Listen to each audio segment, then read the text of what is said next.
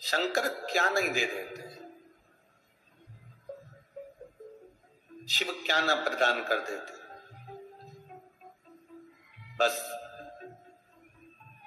हम सुख की कामना में घर बदल कर देख लेते हैं, हम सुख की कामना में अपनी दुकान बदल कर देख लेते हैं, हम सुख की कामना में अपना व्यापार बदल कर देख लेते हैं, हम सुख की कामना में अपने वस्त्र बदल कर देख लेते हैं।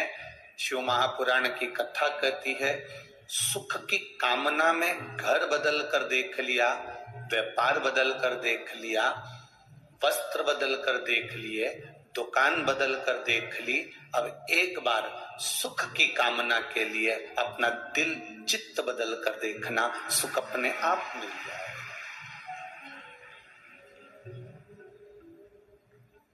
ये मकान नहीं फल रहा, हमने मकान चेंज कर दिया। ये दुकान नहीं फल रही, हमने दुकान चेंज कर दी। ये व्यापार नहीं फल रहा, हमने व्यापार चेंज कर दिया। हम सब कुछ बदल कर देख लिए, तो एक बार अपना मन भी तो बदलो कि आखिर हमारे भीतर ऐसी क्या आसक्ति है, हमारे भीतर ऐसी कौन सी तृष्णा है, हमारे भीतर ऐसा कौन सा लोभ क्या समा गया है जिसके कारण हम भगवान के पास नहीं जा पाते।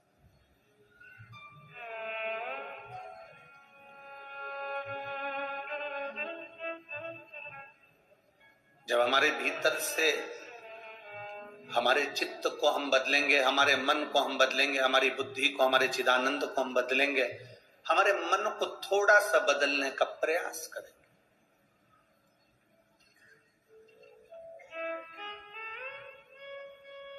भगवान से दुनिया के लोग सब शिकायत करते हैं, पर आज तक ऐसा व्यक्ति नहीं मिला जिसने भगवान से एक शिकायत करी हो कि तूने मुझे बुद्धि कम दी है। तुम्हारे यहां कोई मिला हो तो बता देना ऐसा, जिसने कभी भगवान के सामने जाकर कहा हो कि तूने मुझे बुद्धि कम दी है। दुनिया के लोग शिकायत करते हैं भगवान से, तूने मुझे गाड़ी नहीं दी, तूने मुझे बंगला नहीं दिया, तूने मुझे बेटा नहीं दिया, तूने मुझे बेटी नहीं दी, तूने मुझे शादी नहीं करी, मेरी पत्नी नहीं आई, मेरा पति नहीं मिला, मुझे मकान नहीं दिया, मुझे सरकारी नौकरी नहीं दी, मुझे गवर्नमेंट का जॉब नहीं दिया, मुझे ये नहीं दिया, मुझे जमीन नहीं दी, मुझे जायदाद नहीं दी। दुनिया के लोग भगवान से शिकायत करते हैं कि तूने मुझे ये नहीं दिया। आज तक ऐसा शिकायत करने वाला पूरी दुनिया में नहीं मिला जिसने भगवान से कहा हो कि तूने मुझे बुद्धि कम दी, क्योंकि सब अपने आप को श्रेष्ठ बुद्धि वाला मानते हैं, कोई अपने को बुद्धि में कमजोर नहीं मानता।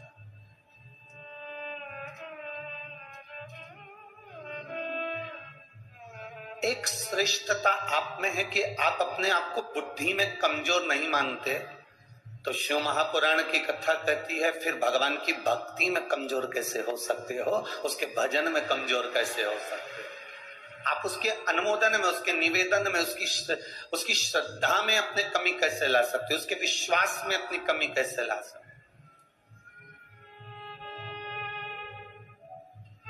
हम अपने भरोसे को प्रबल क्यों नहीं बना पाते।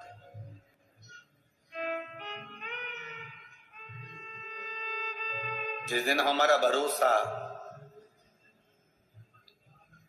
हम हमारी दृढ़ता परमात्मा के भरोसे पर छोड़ देते हैं, वो कहते हैं ना, दो तरह के लोग होते हैं, कोई ईश्वर के लिए, भगवान के लिए सब कुछ छोड़ देता, दो तरह के लोग होते हैं, जो एक भगवान के लिए सब कुछ छोड़ देता है और दूसरा वो जो भगवान पर सब कुछ छोड़ देता। अब दोनों का नाम आप बोलिएगा, पहला कौन व्यक्ति कौन है? दो तरह के लोग हैं। पहला कौन सा? जो भगवान के लिए, बोलो जम के बोलो, सब कुछ छोड़ दे। कई लोग कहते हैं हमने घर छोड़ दिया, हमने ये परिवार छोड़ दिया, हमने रिश्ते छोड़ दिए, भगवान के लिए हमने अपना मकान छोड़ दिया, भगवान के लिए हम जंगल में जाकर बैठ गए, भगवान के लिए हमने वानप्रस्थ धारण कर लिया, भगवान के लिए हमने भोजन छोड़ दिया, भगवान के लिए हमने खाना पीना छोड़ दिया, भगवान के लिए हमने सब सुख छोड़ दिया। कई लोग मिलते हैं जो कहते हैं, दो तरह के लोग होते हैं, एक भगवान के लिए, ईश्वर के लिए सब कुछ छोड़ देते हैं, और दूसरा वो होता है जो ईश्वर पर सब कुछ छोड़ देता है। इसमें सबसे प्रबल कौन सा है? इन दोनों में श्रेष्ठ कौन सा है? चलो बोलो रे छत्तीसगढ़ वालों, तिलदानेवरा वाले, बोलो जरा, दोनों में श्रेष्ठ कौन सा है? पहला है भगवान के लिए सब कुछ छोड़ देना, और दूसरा है भगवान पर सब कुछ छोड़ देना। अब आपके हिसाब से श्रेष्ठ कौन सा है, पहला कि दूसरा? दूसरा। बस आपके लिए ताली बजा लो कि आज आपने श्रेष्ठता का निर्णय लिया। ये आपके लिए है।